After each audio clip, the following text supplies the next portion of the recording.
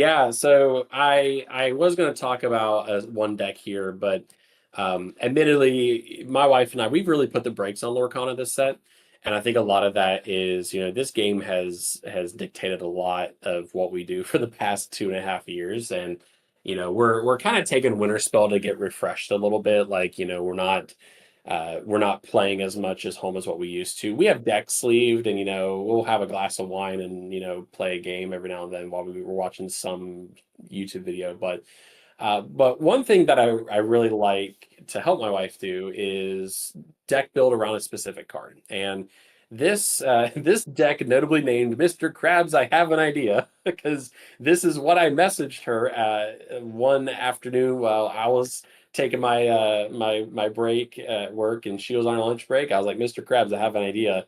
And I sent her a picture of the Tinkerbell Snowflake Collector, power line, and second star to the right. And she's like, oh, that's not a bad idea. So, a Ruby Amethyst deck built around drawing cards and this Tinkerbell Snowflake Collector because my wife loves this card. The Tinkerbell Snowflake Collector is a 3 cost inkable 3/3 quest for one. But if you have 4 or more cards in your hand, Tinkerbell gains evasive. And if you have 7 or more cards in your hand, she quests for an additional 3 for a total of 4. Before this, she was trying a amber amethyst version of this, and it worked. And this is something that we haven't played at our local game shop. This is just something we've been goofing around with at home. But it's not really a song deck. It's just the win con is some sort of one drop, Powerline on 2, Tinkerbell on 3, Shift Powerline 4, seeing second star to the right with Powerline and something else. It's not a song deck, so you're not going to really be resolving your mashup ability, but I love the fact that you have 2 shift lines for Tinkerbell here, where Tinkerbell, which my wife has tried and has been playing with the fairies for so Yeah. long. Why we don't have more fairies in this game, we are unsure, but we do play the Amethyst. Tinkerbell was a queen of the Azurite fairies, where it Mhm. gives all the other fairies additional questing lore whenever she's shifted. The Hades here, And the that's dueling, a yeah, was it? second win con here. I mean, you're talking about all of this. Do this on this turn. Do this on this turn. Do this on this turn. For those casual and fun players, this deck says play lots of fairies and have that Tinkerbell Queen of the Azurite Fairies on board because whenever she quests, your other fairy characters gain +1 lore this turn. So Yep, big game finisher, play fairies, turn sideways. yep. Let's see. There's a few things we tried. Like we tried Maui Half Shark in here to bring back things like marching off the battle and second star, but this deck really doesn't like the 6 to 7 ink drop range.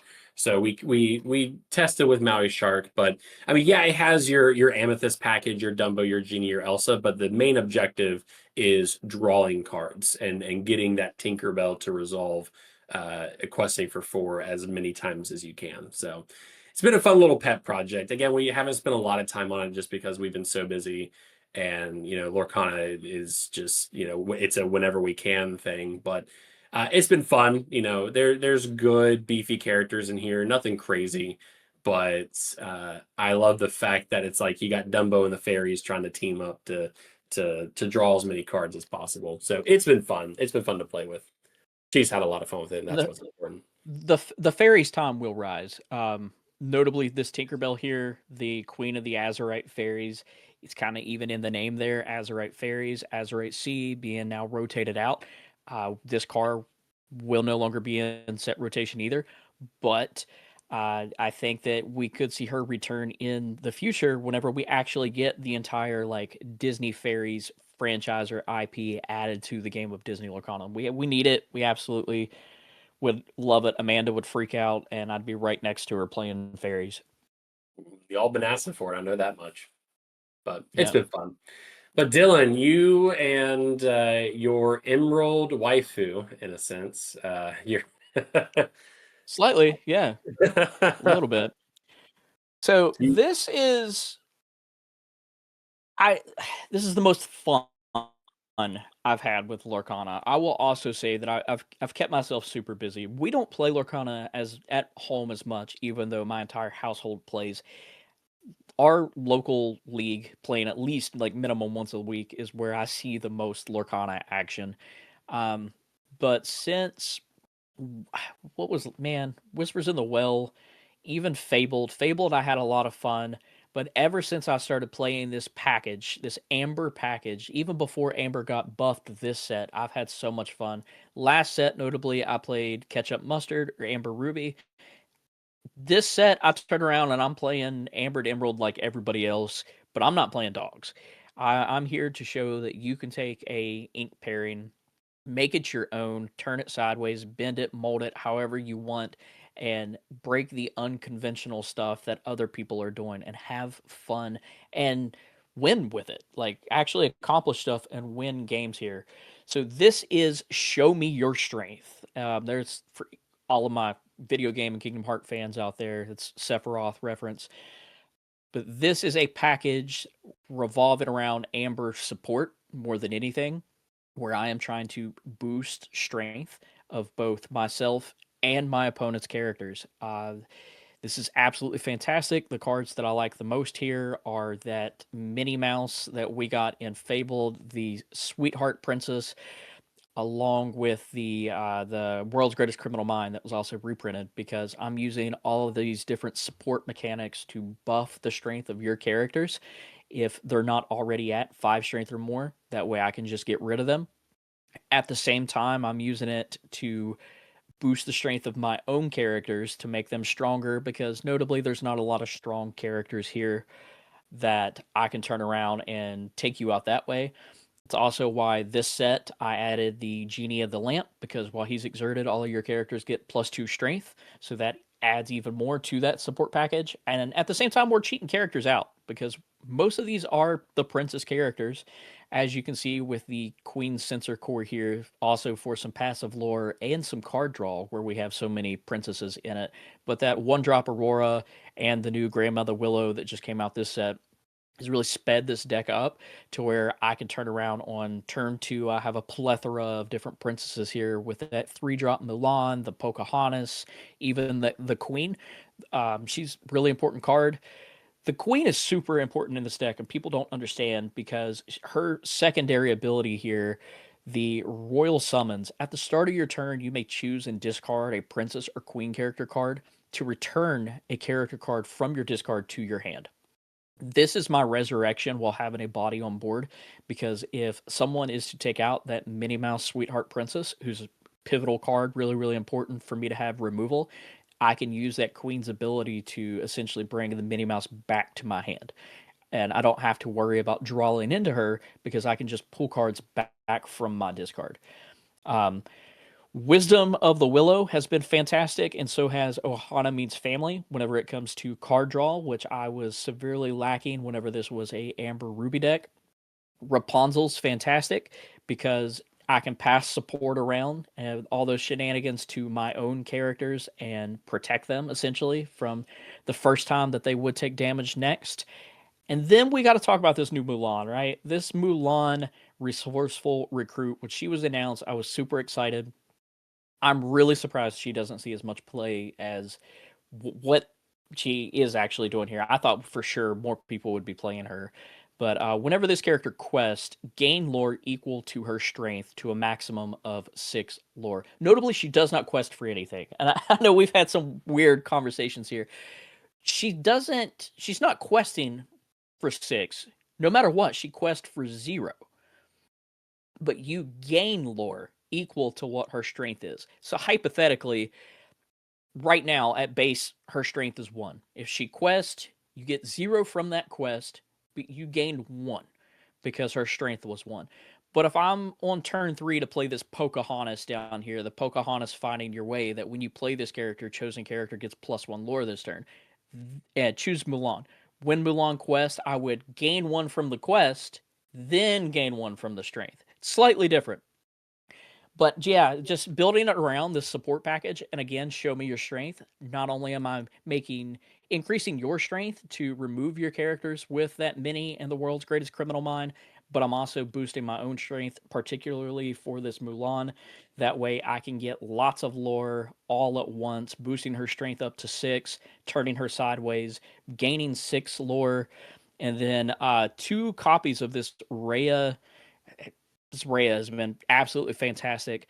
So whenever this character quests, you may pay 2 ink to ready another chosen character. No stipulations there. It's straight up. You get to ready them. They can sing again. They can challenge again. They can quest again. So boosting Mulan's strength up to 6 and having Rhea on board, quest Mulan, gain 6, quest Rhea for another 2, pay the 2 ink to ready Mulan and quest her again to gain 14 on 1 turn. Feels pretty nice. It's a game record. It's definitely a finisher here. I can't believe we missed one Amber card in our rotation talk from earlier. Uh oh, what's that? The Tiana? Tiana, yeah. Yeah, she's fallen off. She hasn't seen a lot of play. Yeah. She has a target on her back, and I'd say that's probably the reason why we're not seeing. Because I remember you went on a prediction. You're like, this Mulan is going to be the card, and I think it's just one of those cards. It's like it has such a target on its back because once it does what it wants to do, then yeah, it can be scary. Like I remember playing John. I was playing a Sapphire deck, and John was able to get the wombo combo going, and it's just like, well, there's nothing I can do to stop it. I had no answers for it, even ramping. So it's one of those cards, and unfortunately, it has a target on its back because it's like, uh-oh, it's kind of like another Tiana. It's like, oh, the moment Tiana goes Yeah. sideways, we're doing. And I was doing a quick search of the comprehensive rules because I remember John and I were having this conversation. You got involved at League too because I'm trying to find the rules here because yes, like questing having lore pips on the card is not a requirement to quest. And I was actually trying to see like in the comprehensive rules, like if that was a parameter needed to like quest. And I'm seeing here that they just declare what they want to quest with. They check for any restrictions for questing. They exert it, and then they gain lore equal to the number of lore symbols on that card. So that marks the end. So questing is not a require, or having lore pips is not a requirement to quest. So just an interesting follow up. Notably, I was kind of curious. last card I'm gonna talk about here that I'm really gonna miss that will be rotated out since we want to talk about that is the Perla here. This Amber Emerald card. This is the first deck that I've ever been able to play that I can use this card in, and I believe that it is the only card in all of Disney Lorcana that has both the evasive and support keywords. Yep. 3 strength is nice to pop off. But one thing I will comment about this is I love how and we see this too. If we look at the Amber Sapphire deck from DLC, there is a few cards in here that we saw. Ohana Means Family continues to remain one of the most valuable cards in Amber. Horseman Strikes is now a very strong staple in Amber. You're not running Raging Storm because that's not your deck strategy, but Nope. Ohana Means Family is probably the best card in Amber from this set. This is what Amber needed, and the fact that Mickey Mouse can allow other characters to hit for more. If you have, I don't know, let's say here a Pocahontas, your 3-drop Pocahontas, Oh yeah, if you got Mickey with Mouse out, if they 5 have, willpower.